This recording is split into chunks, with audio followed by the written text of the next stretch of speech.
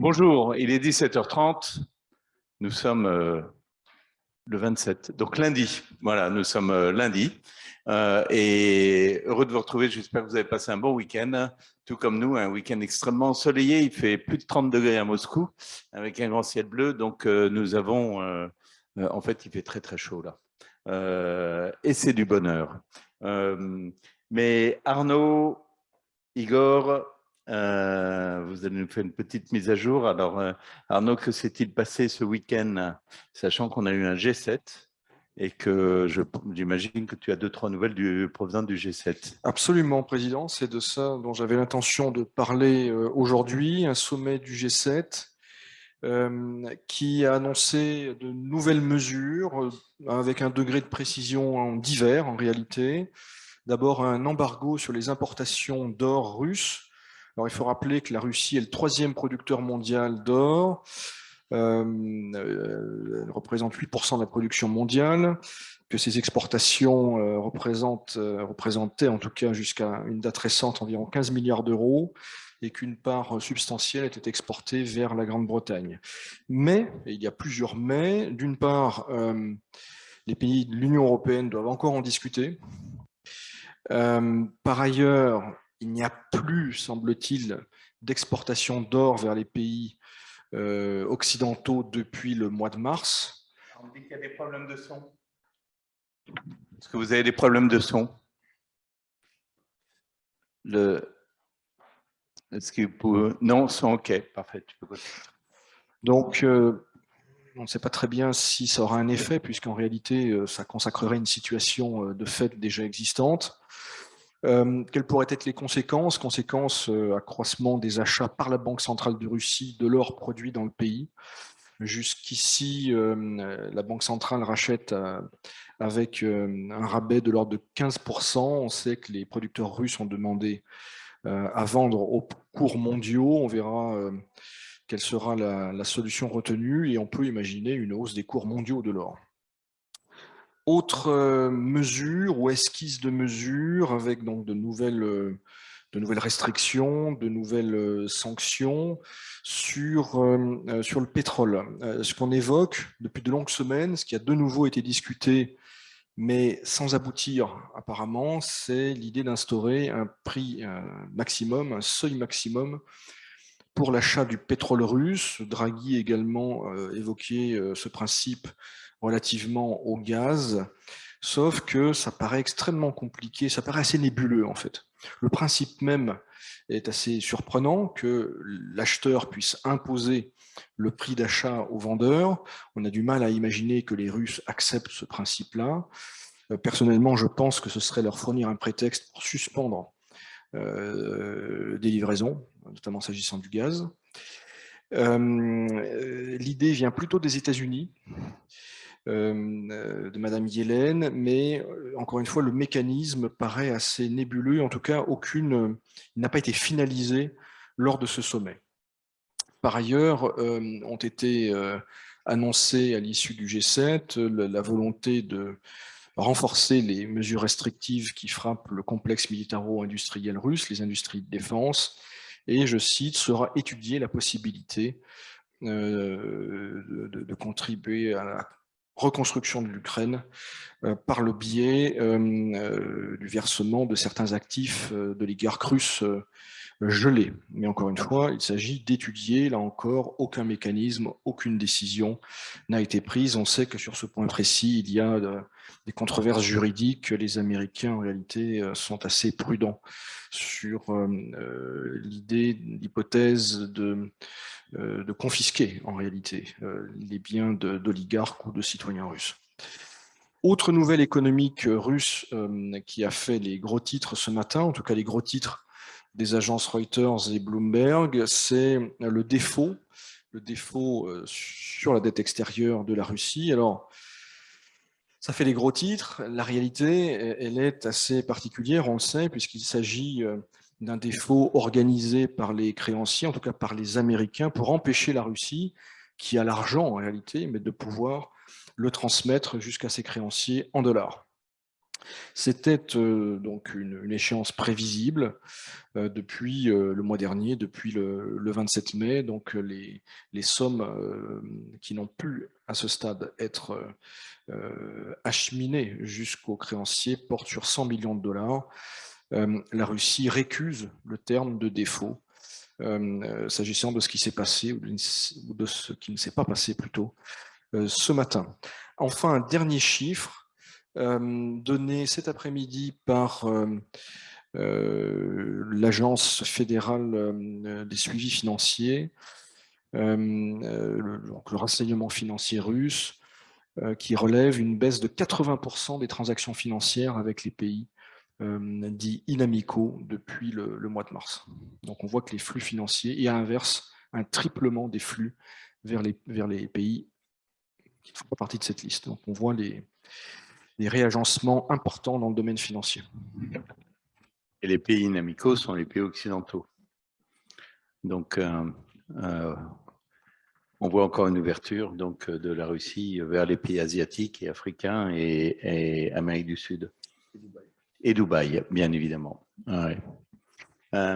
Sur un plan diplomatique, Igor, as-tu des nouvelles fraîches?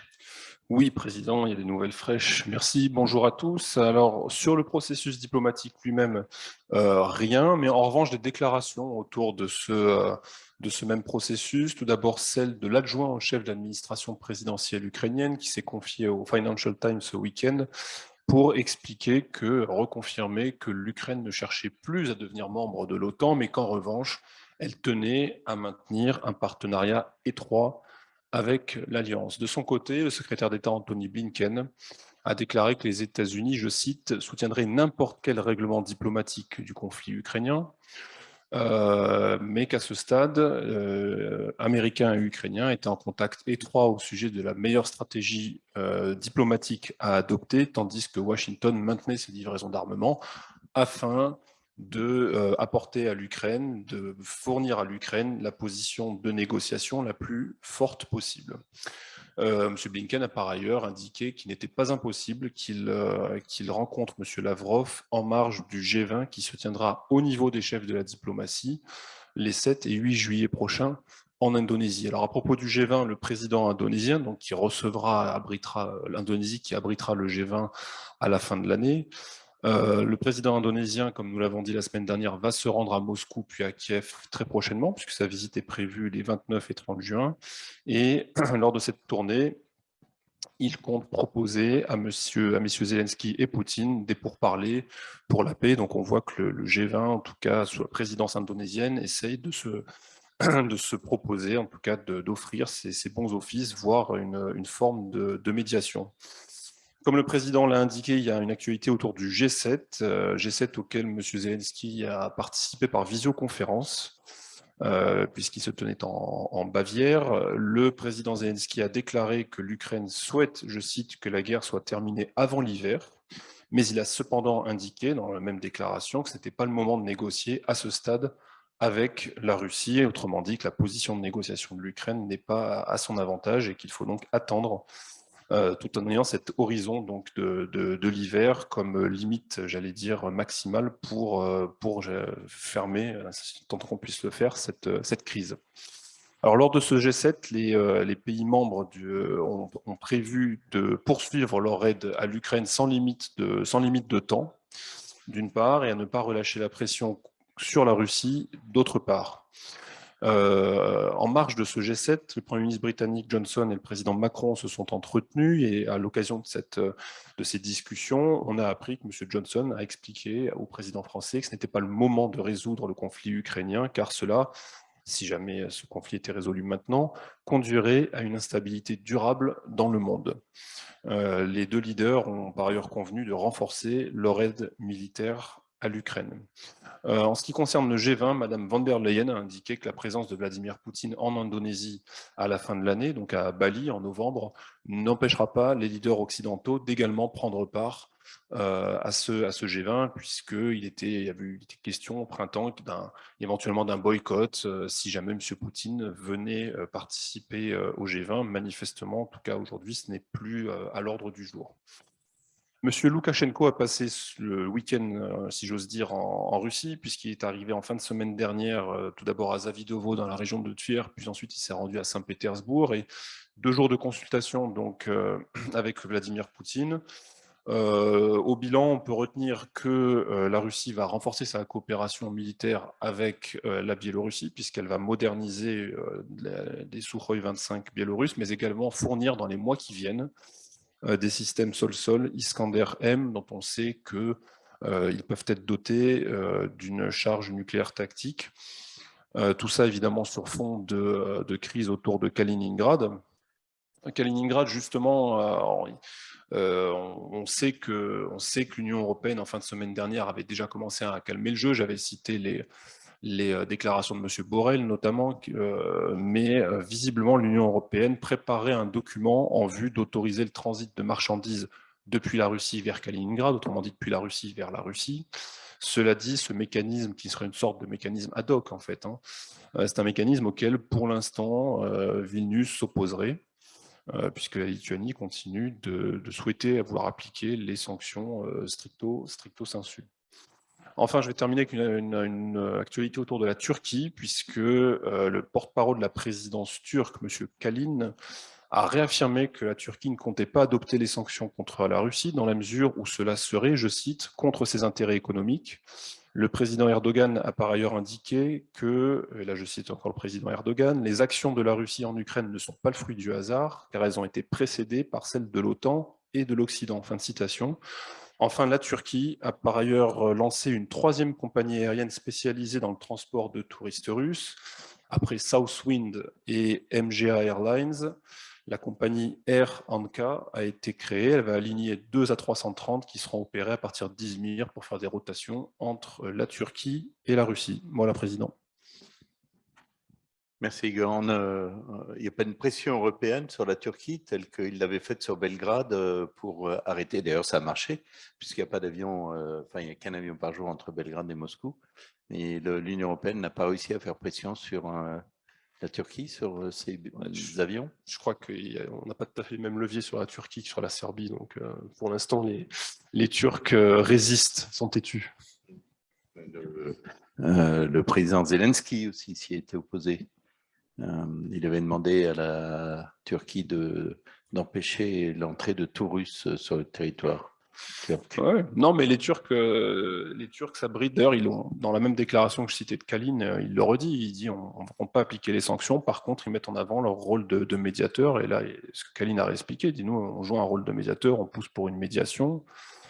D'une part, alors ça, c'est plutôt à destination des Occidentaux, on va dire, et aussi des Russes. Mais d'autre part, on sait que la Turquie fournit des systèmes d'armes assez performants quand même à l'Ukraine. Donc ça, c'est pour, entre guillemets, peut-être dédommager l'Ukraine par rapport à, voilà, au fait que les Turcs continuent de faire des affaires avec les Russes et de ne pas faire les sanctions, de ne pas fermer l'espace aérien. Et il n'y a qu'à regarder la balance commerciale entre la Russie-Turquie d'une part et Russie-Ukraine de l'autre. Les chiffres parlent d'eux-mêmes. Donc,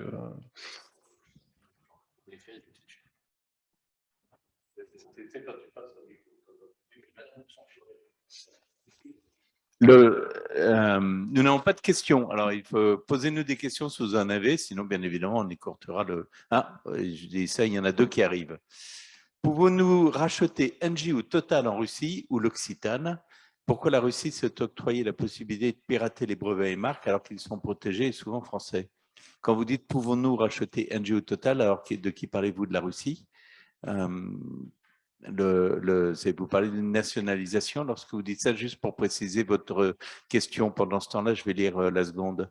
Si on considère que les 2 premières guerres mondiales avaient comme déclencheur pour la Première Guerre mondiale l'assassinat de l'archiduc Franz Ferdinand le 28 juin 1914 à Sarajevo et pour la Deuxième Guerre l'invasion de la Pologne par l'Allemagne le 1er septembre 1939, aujourd'hui la tension entre Russie et Lituanie concernant le blocus de Kaliningrad nous donne tous les ingrédients pour une éventuelle 13e guerre mondiale. Vos commentaires? Évidemment, on ne peut rien exclure, mais la grande différence, c'est que désormais, il y a l'arme nucléaire qui a déjà contribué à geler les choses pendant la guerre froide, pendant plusieurs décennies, et on peut espérer, en tout cas, sauf dérapage gravissime, que les acteurs en restent bien conscients de cette réalité. et que tout dérapage porte en lui le risque d'une guerre nucléaire entre l'OTAN et la Russie. Oui, pour l'instant, je ne suis pas sûr que la comparaison soit complètement adéquate, mais en tout cas, souhaitons qu'elle ne le soit pas. Mais c'est vrai que nous ne sommes pas tout à fait dans la même situation que... Non, et puis le blocus, encore une fois, de Kaliningrad, il n'est pas total, encore une fois. Hein. Kaliningrad, une partie des marchandises continue à transiter, celles qui ne sont pas sous sanction. Et puis, la Russie a l'accès aérien, et certes un peu plus long que d'habitude, et a l'accès maritime. Donc, on ne peut pas parler d'un blocus total de Kaliningrad qui, le cas échéant, aurait été effectivement un acte de guerre. Alors, pour revenir sur Engie et Total, donc la question c'est, un entrepreneur russe ou hors Europe peut-il racheter Engie et Total puisqu'ils n'ont plus de gaz pour 1 euro? Alors, la situation d'Engie et Total n'est pas du tout la même. Engie n'a pas de gaz ici. Engie est juste un bureau de représentation important, bien évidemment, parce que il coordonne les achats de gaz entre la France et la Russie, mais ils n'ont pas de gaz. Donc, Engie n'a pas de valeur en Russie en tant que telle. Total, elle en a une, puisque, bien évidemment, elle a une société, elle est présente, elle détient près de 20% de Novatek et c'est 10%, je crois, de Yamal et d'Arctic 2. Donc, Total, oui, a une vraie valeur. Ils ont investi beaucoup d'argent. Si Total, demain, partait, oui, ça vaudrait 1 euro. Effectivement. Et là,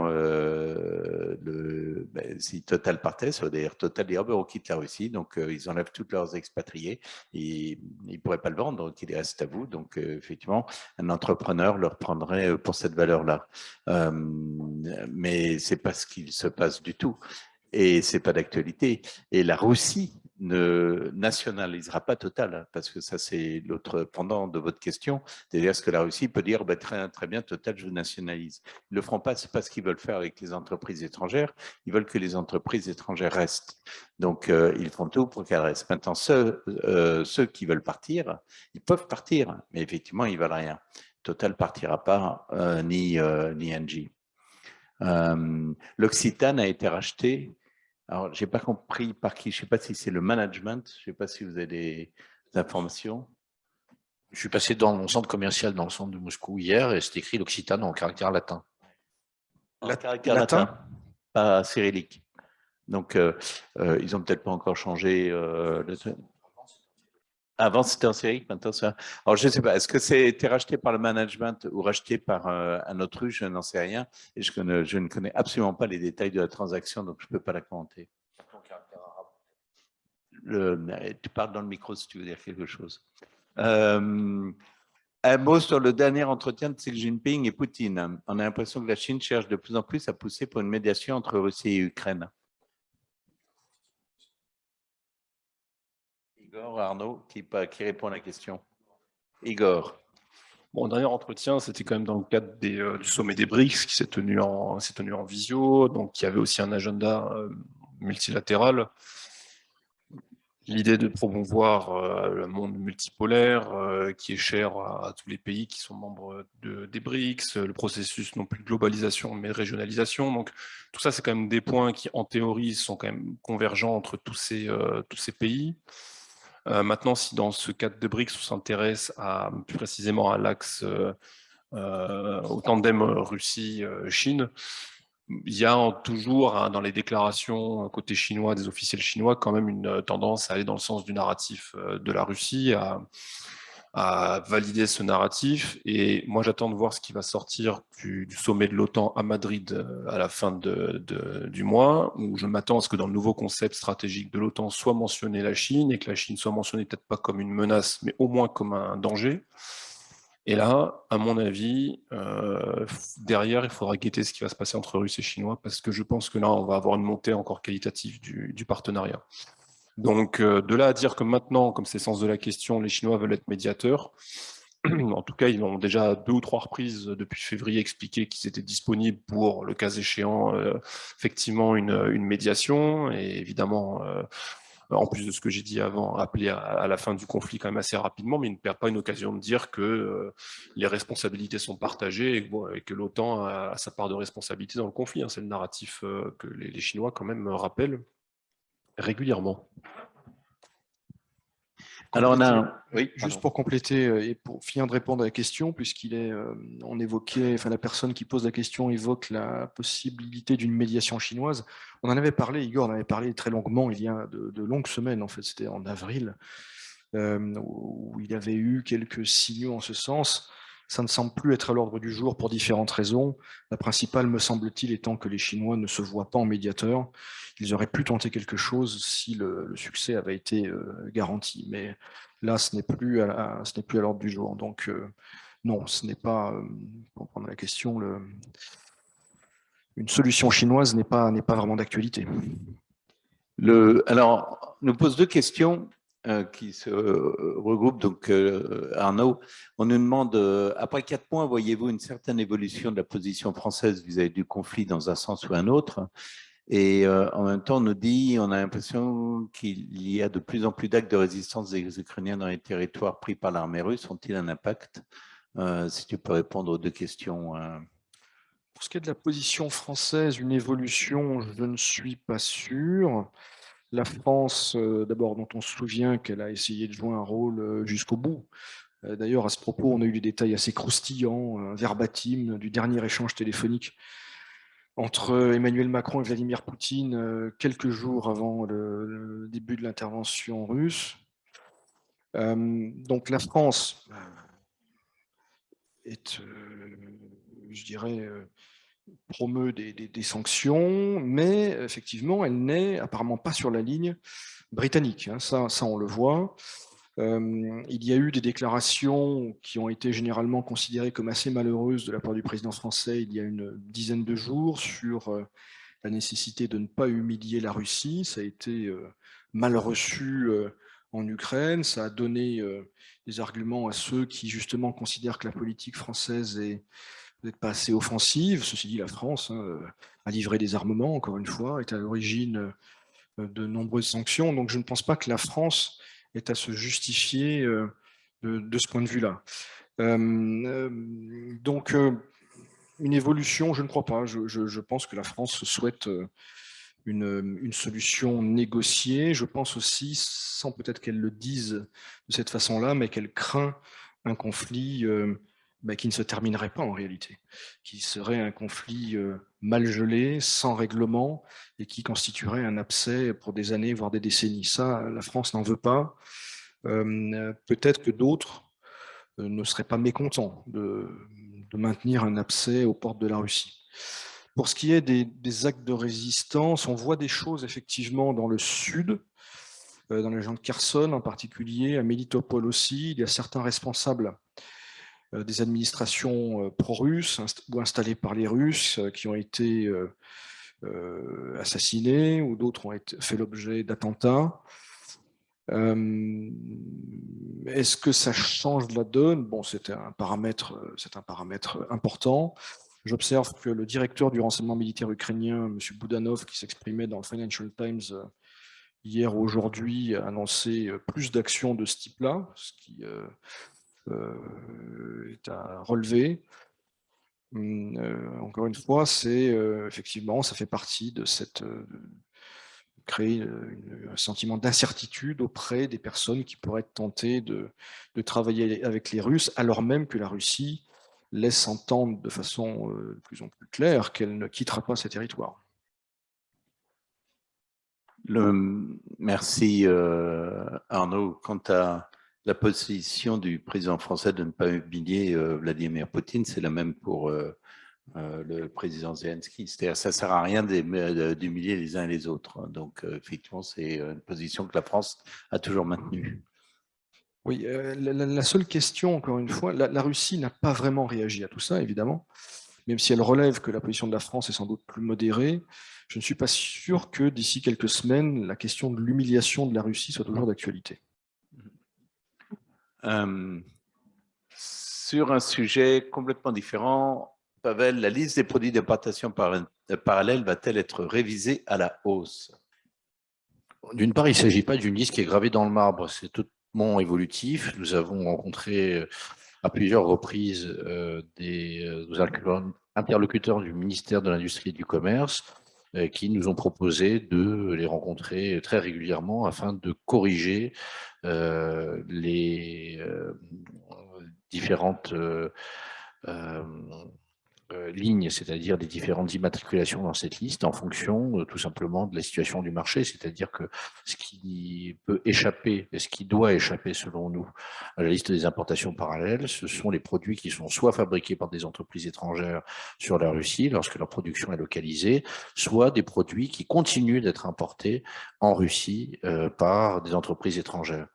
À partir du moment où un produit n'est plus ni produit ni exporté en Russie, il tombe tout à fait naturellement, automatiquement et raisonnablement dans cette liste des imports parallèles. Encore une fois, comme les situations évoluent, cette liste elle-même évolue. Donc elle peut partir à la hausse comme elle peut partir à la baisse en fonction de ce qui continue d'être vendu ou importé sur le marché russe. Une autre question pour toi, Pavel. Concerne les brevets, c'était la suite des questions qu'on a eues tout à l'heure. Effectivement, on n'avait pas répondu. Apparemment, on n'a plus l'accès à la base Régis. Et donc, les Russes profiteraient des brevets qui étaient français, notamment industrie technologie. Est-ce que tu es au courant de ça? Boris, on va noter la question, on y répondra la fois prochaine pour être sûr de ne pas vous enduire d'erreur. Merci. Donc, on n'a pas encore de réponse à cette question sur les brevets. Une question sur les prix des billets d'avion. Ça fait longtemps qu'on n'en avait pas eu. Le prix des billets d'avion Paris-Moscou via Istanbul ou la Serbie ont explosé. Une suggestion, y a-t-il toujours une voie terrestre, train ou bus Helsinki-Peter? C'est le moins cher, mais c'est aussi très long parce qu'il faut... c'est combien d'heures entre déjà Saint-Pétersbourg? 4, 7. Voilà. Donc, il vous faut 4 heures pour aller à Saint-Pétersbourg. Il faut passer 3-4 heures à Saint-Pétersbourg pour changer entre le changement de la gare de train bon, 2 heures, me dit-on, mais la gare routière, mais c'est bon, il faut avoir ça s'appelle une correspondance qui marche à ce moment-là, parce que ils les font pas forcément fonctionner entre le train et la gare routière. Et ensuite, c'est 7 heures pour aller à Helsinki, y compris le passage à la douane. Mais c'est pas cher et le bus est très bien. Voilà. Mais ça, c'est le moins cher. La Serbie, c'est toujours très cher et il y a toujours les problèmes. Il y aura, mais il va falloir attendre encore un petit peu. Air France est toujours en train d'essayer de mettre en place un système via Yerevan. Donc, il y aura, si tout va bien, un vol Moscou-Paris par Yerevan avec une correspondance et qui sera à un prix raisonnable, mais c'est pas avant fin août. Donc, il va falloir attendre encore un petit peu, et si ça se fait. Et il y a aussi le bus jusqu'aux pays baltes et après prendre un vol depuis un des pays baltes pour aller sur là où vous voulez. Et en fait, j'ai jamais vu ça. Donc, on peut prendre le bus pour aller à Vilnius, Riga ou Tallinn. Et donc voilà, Vilnius, Riga ou Tallinn, peu importe.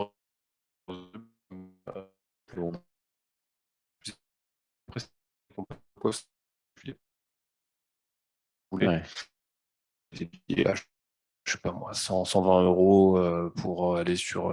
voilà. Mais il faut passer par la case bus avant, donc passage de la frontière aussi, donc prévoir un peu de temps par rapport à son vol. Et après, il y a forcément un vol direct qui va vous amener là où vous souhaitez aller, a priori en Europe. Alors, une question, je ne sais pas pour qui, Igor ou Arnaud. Que pensez-vous du fait que l'Argentine demande à rentrer dans les BRICS? Est-ce que cela va dans le sens d'une dédollarisation du monde? Alors, il y a eu le sommet des BRICS et puis le sommet des Occidentaux, enfin les sommets occidentaux, le G7 notamment.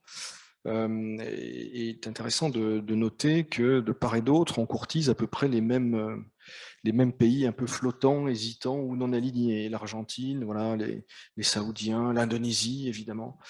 Alors, l'Argentine, c'est un cas intéressant. C'est un pays qui, à l'époque soviétique, n'avait pas beaucoup de relations, à l'époque, oui, à l'époque de la guerre froide, n'avait pas beaucoup de relations avec l'URSS. Enfin, c'était pas un pays frère, un pays faisant partie de la sphère d'influence soviétique, à la différence de Cuba, par exemple. Mais depuis quelques années, 5 ans environ, l'Argentine cherche à développer ses coopérations avec Moscou, notamment dans le domaine économique. Plusieurs projets sont en discussion avec des degrés d'avancement divers. Mais très clairement, c'est un pays qui, bon, déjà, on a fait le choix de ne pas sanctionner, évidemment, la Russie, mais qui envisage, malgré le contexte actuel, de monter en gamme dans ses partenariats, dans le domaine de l'énergie, dans le domaine de peut-être même de coopération militaire. Donc, ce n'est pas forcément lié à la dédollarisation, c'est plutôt le signe que certains pays d'Amérique latine, entre autres, des pays qui sont de taille moyenne mais pas négligeable, et qui, il y a quelque temps, étaient encore considérés comme proches des Occidentaux, et bien aujourd'hui, même ces pays-là cherchent à maintenir une équidistance avec la Russie. Je fais une petite parenthèse. Notre ami Anton nous confirme tes propos, Igor. Il faut passer par Riga, bus Moscou-Riga, et ensuite l'avion. Le bus coûte seulement 60 €. Donc effectivement, c'est probablement la solution la moins chère, sachant qu'il y a, je ne sais pas s'il y a toujours le problème, lorsqu'on revient, d'être inscrit pour les tests PCR avec les ministères. Je n'en sais rien. Ça, c'est à vérifier. Il faut vérifier le problème des tests PCR parce que c'est toujours en vogue. Donc, il faut que vous soyez, comme du temps du Covid, enregistré dans un ministère. Ça, c'est lorsqu'on passe une frontière terrestre à pied. Il faut être enregistré dans un ministère comme à l'époque, effectivement, du Covid. Ce qui complique un tout petit peu les choses. Il y a un autre itinéraire possible, c'est passer par Kaliningrad, dont on parlait tout à l'heure. Vous prenez un vol Moscou-Kaliningrad, 2h30, avec Aeroflot, suivant la période, c'est quand même largement subventionné, donc c'est des vols entre 4500, 5000, 6000 roubles. Et de là, ensuite de Kaliningrad, prenez un bus pour aller à Gdansk, en Pologne. Et il y a l'aéroport de Gdansk qui permet de relier déjà pas mal d'aéroports ailleurs en Europe. Donc ça, c'est une autre possibilité. Je connais des personnes qui ont utilisé cet itinéraire au printemps qui fonctionne aussi. Intéressant. On nous dit à l'instant, mais là on ne pourra pas réagir, qu'une bombe, qu'un missile aurait explosé sur un centre commercial en Ukraine, et on nous dit je ne comprends pas la stratégie de la Russie, exaspérer la population. Il est très difficile de commenter une information qu'on n'a pas, on ne sait pas s'il y a des morts ou non, et on ne sait pas est-ce une erreur ou n'est-ce pas une erreur, est-ce confirmé ou non confirmé. Enfin, c'est difficile de dire quoi que ce soit pour l'instant. On en parlera peut-être la fois prochaine, mais là, je ne pense pas qu'on puisse vraiment dire, faire réagir. La Russie a-t-elle encore des canaux de communication de soft power en Occident, ou ces ponts sont-ils totalement coupés?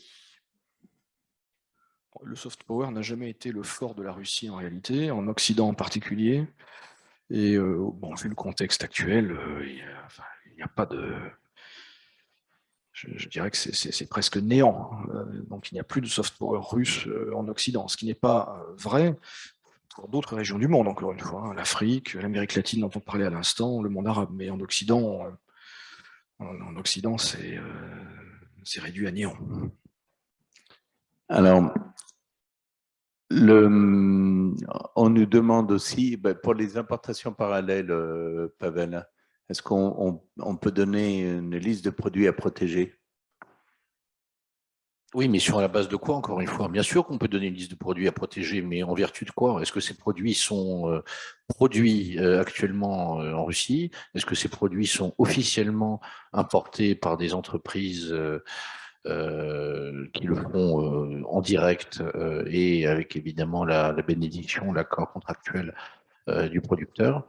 Dans ce cas, oui, il n'y a pas de problème, a priori. Si ce n'est pas le cas, encore une fois, les Russes, nos interlocuteurs là-dessus ont été très très clairs, ils sont prêts à faire ça à la main, jour après jour et au cas par cas, mais sur la base d'une rationalité. La Crimée va-t-elle souffrir du fait d'avoir un flux de tourisme moindre cette année? Ce secteur est très important pour l'économie de la région. S'inquiète-t-on de cela? Il est clair que pour l'économie de la région, c'est un coup très rude, hein, plus rude que 2020 et 2021 et le Covid.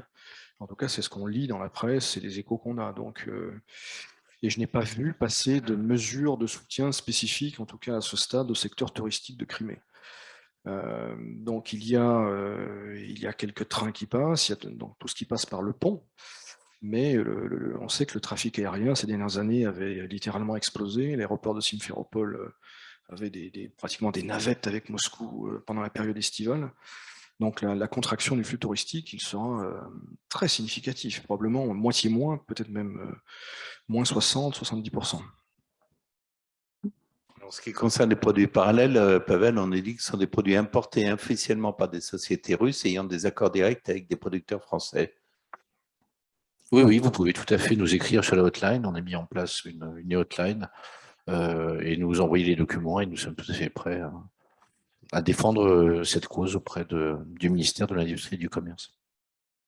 Alors, autre information, on nous dit qu'actuellement, il n'y a rien à fournir entre la Russie et la Lettonie, même pas un PCR. Quand j'ai rien à fournir, il y a quand même un visa, hein, n'oubliez pas. Mais pas de PCR apparemment entre la Russie et la Lettonie, ce qui est une bonne nouvelle. Alors, Boris, on nous demande des informations concernant le décret 719. Est-ce que tu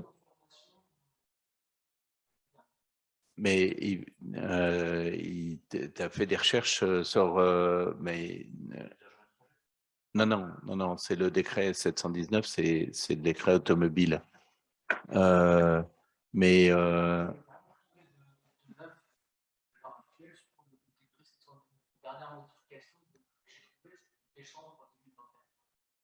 Donc, on nous dit que les dernières modifications étaient décembre 2021, depuis qu'il n'y a aucune modification.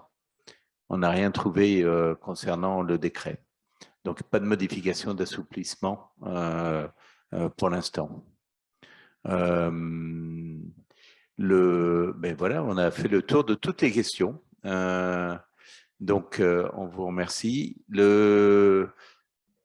On nous dit tenez bon, tu vois, on a volé, avant que tu n'aies le temps de le dire, on a déjà volé ta phrase, Pavel. Mais tu vas nous dire des petits... Ce n'est pas un vol, c'est un refrain que nous reprenons tous en cœur, mes chers amis, dans cette période particulièrement après. Bah, écoutez, vous pouvez nous envoyer vos questions sur la hotline et notamment sur les importations parallèles, comme je vous l'ai dit. Demain, d'ailleurs, nous allons recevoir une conférence avec le patron du FAS, du comité anti-monopole, qui est également impliqué dans tout ce qui concerne les importations parallèles ou non. Donc, on va lui parler de ces choses-là également. Voilà, nos événements qui vont se raréfier au fur et à mesure que nous avançons vers le cœur de l'été. Voilà, et puis nous avons également, comme vous le savez, des fils Telegram, CCI France-Russie et le Legal CCI-FR qui vous donne une information hiérarchisée et actualisée sur les nouveautés réglementaires. Voilà, chers amis, donc nous nous retrouvons cette semaine encore mercredi et vendredi, et à partir de la semaine prochaine, nous passerons à un rythme bi-hebdomadaire le mardi et le vendredi. Alors, on nous demande si tu as des droits d'auteur, Pavel, pour ton tenez bon. Mais non, je vous dis tout de suite, il n'en a pas, hein, donc ne le faites pas rêver. C'est le président qui les perçoit en guise de jeton de présence. Voilà. Et puis nous avons une petite vidéo sur l'après-briefing 69, donc vous pouvez aller sur le site pour mettre votre numéro de carte bleue et nous vous enverrons le lien de téléchargement. On nous dit merci pour votre rigueur, votre clarté, votre bonne humeur. Ben, merci à vous tous. On nous dit aussi attendez, voilà, merci à tous ceux qu'on ne voit pas devant la caméra. Et ben, derrière la caméra, il y a Boris, Rémi, Arnaud, Anna, Pablo, enfin bref, il y a tout le monde. Donc, pardon, Sophia. Excuse-moi, Sophia. Et voilà, mais nous, on ne vous voit pas non plus, malheureusement. Mais en tout cas, merci pour votre écoute. On se retrouve mercredi prochain. Et la CCI France-Russie reste à vos côtés. Merci. Au revoir.